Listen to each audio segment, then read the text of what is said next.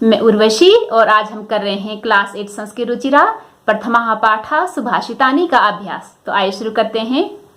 प्रश्न नंबर 1, पाठे दत्तानां पद्यानां सस्वर वाचनम कुरुत। पाठ में दिए गए पद्यों का स्वर के साथ वाचन करिए। प्रश्न नंबर 2, श्लोकांशेषु रिक्त स्थानानि पूरयत। श्लोक प्लस अंशेषु, श्लोक के अंश मीन्स होता है ये आधा आधा खंड, तो उनमें रिक्त स्थानों की पूर्ति करिए। क समुद्र मासाद्य भवन्त्यपेयः, समुद्र में मिल करके अपेय हो जाती हैं। ख श्रुत्वा, सुन करके वचः मधुर सूक्त रसम सृजन्ति। जो सज्जन लोग होते हैं वो अच्छे और बुरे लोगों दोनों की वाणी को समान रूप से सुन करके मधुर सूक्त रस ही सृजन करते हैं। ग तद्भाग ध्येयम परमम पशूनाम, यह उन पशुओं का परम सौभाग्य है। भागधेयम यानी कि सौभाग्य। घ विद्याफलम व्यसनिनः कृपणस्य सौख्यम, जो व्यसनिनः यानी कि जो बुरी लत वाले इंसान का विद्याफल नाश हो जाती है और जो कंजूस होता है उसका सुख भी नाश हो जाता है। गौ पौरुषम विहाय या ही दैवमेव अवलंबते, पौरुषम यानी कि परिश्रम को विहाय त्याग करके यह जो ही निश्चित रूप से दैवमेव, दैवम होता है यहाँ पर जो है दो वर्ण है, दैवम प्लस एव। दैवम यानी किस्मत को, एव ही किस्मत को ही अवलंबते सहारा लेता है, यानी कि जो परिश्रम को छोड़ करके सिर्फ किस्मत का ही सहारा लेता है। अब है इसमें च चिंतनीया, चिंतनीया यानी कि सोच लेना चाहिए ही निश्चित रूप से विपदाम, विपत्ति को। आदाव प्लस एव, आदाव शुरुआत, एव मिस ही शुरुआत में ही, प्रतिक्रिया समाधान, अर्थात विपत्ति का समाधान शुरुआत में ही सोच लेना चाहिए। प्रश्न नंबर 3, प्रश्नानाम उत्तराणि एक पदेन लिखत। प्रश्नों के उत्तर एक पद के द्वारा लिखिए। क व्यसनिनः किम नश्यति, बुरे लत वाले का क्या नाश होता है। विद्याफलम, लिखाई पढ़ाई। ख कस्य यशः नश्यति, कस्य मिस होता है किसका, यशः यानी कीर्ति, नश्यत नाश होती है, किसकी प्रसिद्धि नाश होती है, लोभी इंसान की, लुब्धस्य। अब है ग मधुमक्षिका किम जनयति, जो मधुमक्खी होती है क्या पैदा करती है, माधुर्यम यानी कि शहद को। घ मधुर सूक्त रसम के सृजन्ति, जो मधुर सूक्त रस होता है उनको कौन सृजन करते हैं, संतः। अब है गौ अर्थिनः केभ्यः विमुखा न यान्ति, अर्थिनः मिस याचक जो मांगते हैं, केभ्यः किनके द्वारा, विमुखा यानी कि विमुख उनसे दूर, न नहीं यान्ति होते हैं। तो याचक किससे दूर नहीं होते हैं, किससे विमुख नहीं होते हैं, पेड़ों से। तो महिरूह होता है पेड़, यहाँ पर वृक्षेभ्यः भी लिख सकते हैं, महिरूहेभ्यः। प्रश्न नंबर 4, अधोलिखित तद्भव शब्दानां कृते पाठाद चित्वा संस्कृत पदानि लिखत। नीचे लिखे गए इन शब्दों, यहाँ पर है शब्दानां कृते, शब्दों के लिए पाठ से चुन करके जो पाठ में आए हैं ना संस्कृत के पद, वही लिखने हैं हमें। कंजूस की संस्कृत होती है कृपणः, कड़वा कटुकम, पूंछ पुच्छः, लोभी लुब्धः, मधुमक्खी मधुमक्षिका, तिनका तृणम। प्रश्न नंबर 5, अधोलिखितेषु वाक्येषु कर्तृपदम क्रियापदम च चित्वा लिखत। कर्तृ होता है कर्ता, कर्ता पद को और क्रियापद को चुनकर लिखना है, किसमें, नीचे लिखे गए वाक्यों में।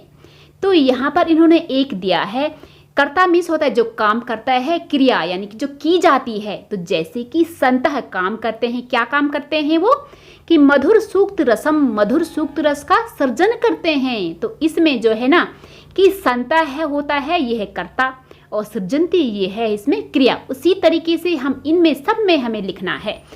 क निर्गुणम प्राप्य भवन्ति दोषा, निर्गुण को प्राप्त होकर के गुण दोष बन जाते हैं।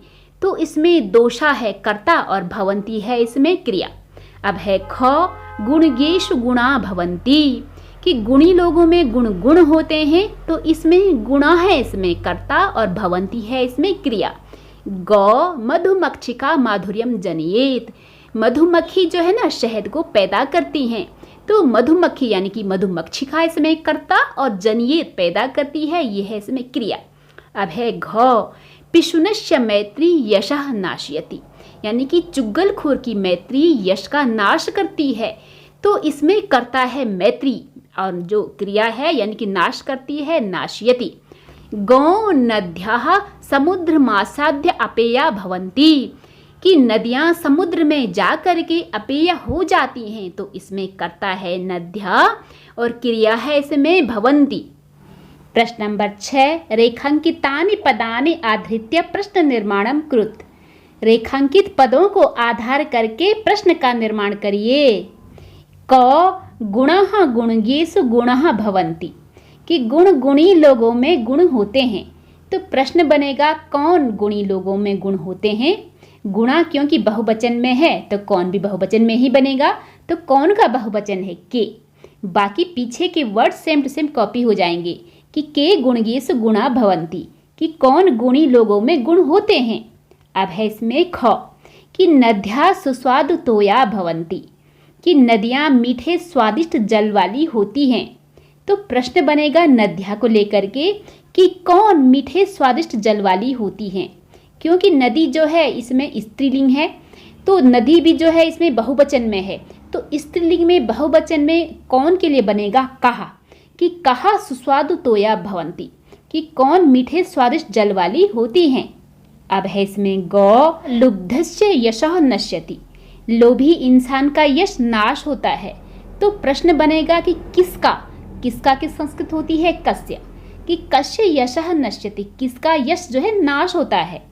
घ, मधुमक्षिका माधुर्यमेव जनयति, कि मधुमक्खी शहद ही पैदा करती है।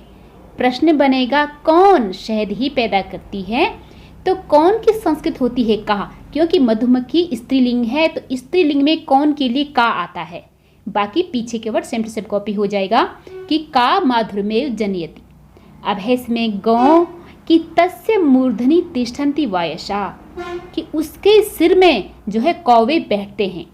तो प्रश्न बनेगा यहाँ पे मूर्धनि को लेकर के कि उसके किस में कौवे बैठते हैं। तो किसमें के लिए बोलते हैं कस्मिन, इसको कुत्र भी बोल सकते हैं कि कहाँ, उसके कहाँ कौवे बैठते हैं, कि तस्य कस्मिन तिष्ठन्ति वायसा।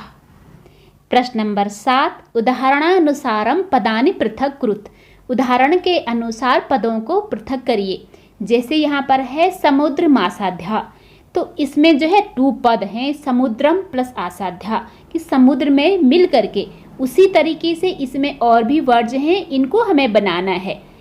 माधुर्यमेव शहद ही, माधुर्यम प्लस एव, अल्पमेव अल्प ही, अल्पम प्लस एव, सर्वमेव सब कुछ ही, सर्वम प्लस एव। तो यहाँ पर जो है हलंत है मो में, दैवमेव यानी कि किस्मत ही, दैवम प्लस एव। दैव होता है किस्मत और देव होता है देवता। महात्मना मुक्ति ही, तो यहाँ पर है महात्मनाम प्लस उक्ति यानी कि महान लोगों की वाणी। विपदा मादावेव, तो यहाँ पर है विपदाम प्लस आदावेव यानी कि विपदा के स्टार्टिंग में ही।